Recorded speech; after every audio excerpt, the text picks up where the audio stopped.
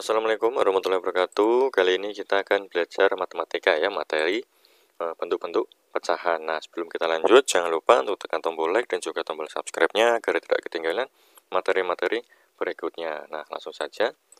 Nah, nanti kita akan belajar tentang bentuk pecahan, yaitu ada 4 ini ya.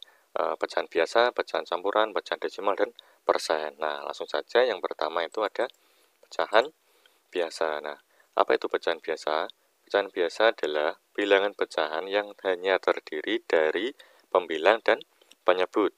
Nah, misalkan contoh 2/4, dan 3/6, kemudian 5/7, kemudian 9/4, 11/3, dan seterusnya. Nah, perhatikan 2/4. Nah, ingat 2 itu sebagai pembilang dan 4 itu sebagai penyebut. Nah, atau yang atas itu sebagai pembilang, kemudian yang bawah itu sebagai penyebut. Nah, jelas ya sampai sini ya.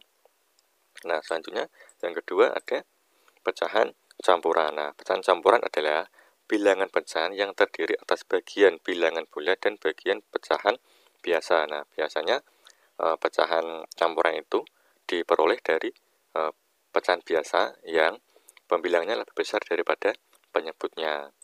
Nah, misalkan contoh ya, 1 5/7. Nah, 1 itu sebagai bilangan bulat, kemudian 5/7 itu sebagai bilangan pecahan. Contoh yang lain misalkan 2 3/5. Ini kan terdiri dari dua bilangan ya. Nah, 1 itu sebagai bilangan bulat, atau 2 itu sebagai bilangan bulat, dan 3/5 itu sebagai pecahannya. Nah, kemudian yang ketiga ada pecahan desimal. Nah, pecahan desimal adalah pecahan yang diperoleh dari hasil pembagian suatu bilangan dengan bilangan 10 dan pangkatnya. Nah, untuk menulis pecahan desimal kita selalu menggunakan tanda koma ya. Ingat, selalu ditandai dengan tanda koma.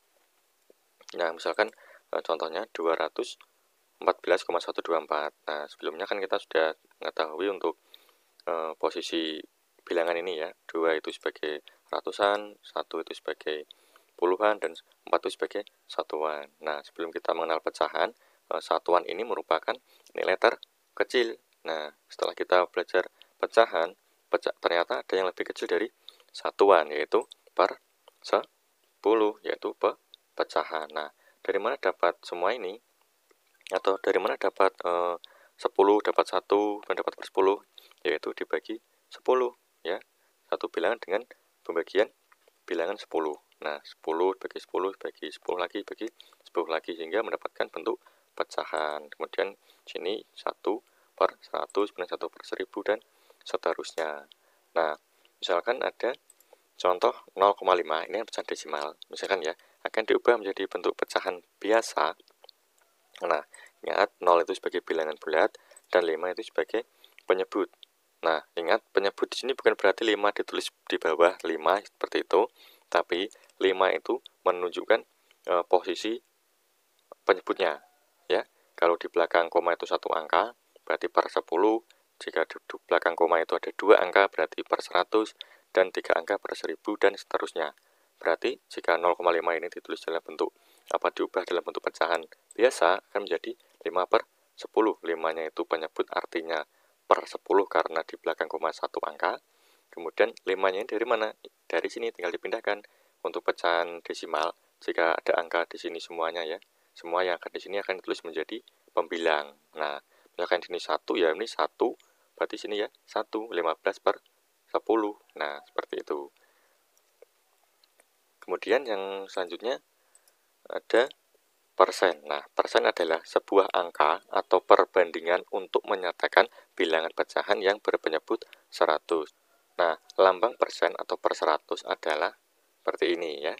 Jika ada lambang seperti ini, itu berarti sudah pastikan persen, bentuk persen. Nah, misalkan ada angka seperti ini, 10, kemudian ada tanda seperti ini, yaitu tanda dari persen ya, yaitu dibaca 10%. Nah, 10 itu sebagai pembilang, kemudian yang tandanya itu sebagai persen atau per 100 sebagai penyebut ya.